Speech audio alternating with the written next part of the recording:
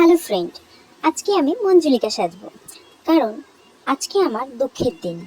এই দিনটাতে আমি নিজের হাতে জমানো টাকা অন্য কারোর হাতে চলে যেতে দেখেছিলাম। আমার কষ্টটা এত বেশি হওয়ার কারণ জানতে চাও তোমরা? তাহলে শোনো। আমি আর আমার ফ্রেন্ড মিলে প্ল্যান করেছিলাম যে আমরা সবাইকে বার্থডে ট্রিট দেব। প্ল্যানটা সাকসেস হওয়ার এন্ড মুমেন্ট, মানে আমরা সবাই তখন রেডি হয়ে গেছি। তখন ও আমাকে ফোন করে বলছে, ভাই আমি না যাব না। ভাবো কার মাথাটা না গরম হয়। ওর কথা শুনে আমরা তিনজনই খুব রেগে গেছিলাম, কারণ এইভাবে যদি লাস্ট মোমেন্টে প্ল্যান ক্যান্সেল করে কেউ, তাহলে কতটা রাগ হয় সেটা শুধুমাত্র আমরাই জানি। যে কোনো প্ল্যান ও এর আগেও এরকম অনেকবার করেছে।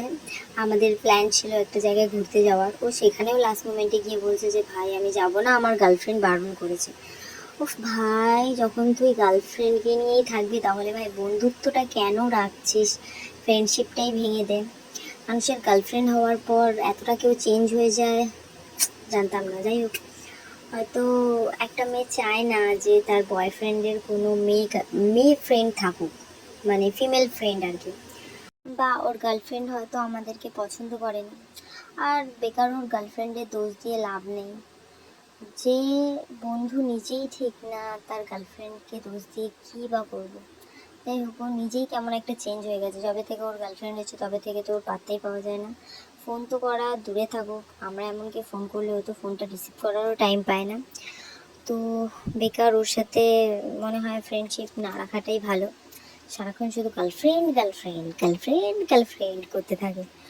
তো যাই হোক, ইচ্ছে করে আমরা আরও ভেবে নিয়েছিলাম যে না, আমরা যাব, ওকে দেখাতে হবে যে না ভাই, তোকে ছাড়াও আমরা চলতে পারি, তুই দেখ, তুই দেখবি আর জ্বলবি, লুচির মতো ফুলবি। যতই হোক টাকাটা আমাকেই দিতে হবে না? তো এইসব রাগ অভিমান দুঃখ কষ্ট সব সাইডে রেখে আমি রেডি হয়ে গেছিলাম। আর মনে মনে আমি ভেবে নিয়েছিলাম যে এরপরে ও যখনই বলবে কোনো প্ল্যানের কথা, তখনই ওকে আমি দূর থেকে বলবো, হরে কৃষ্ণ ভাই, তুই আসতে পারিস। তো তারপরে আমরা রেস্টুরেন্টে এন্ট্রি করলাম।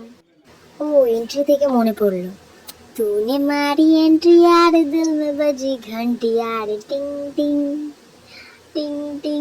যাই হোক, এখানে তো আমার অলরেডি ঘন্টা বেজে গেছিল, কারণ বিলটা বেশি চলে এসেছিল। তাই এই দুঃখ কষ্ট আমি সহ্য না করতে পেরে লাস্ট মোমেন্টে আমি একটা চুল্লুর বোতল কিনলাম। সেটা খেয়ে আমি আমার মাথাটাকে ঠান্ডা করলাম। তারপরে আমি নিজেকে সুস্থ ফিল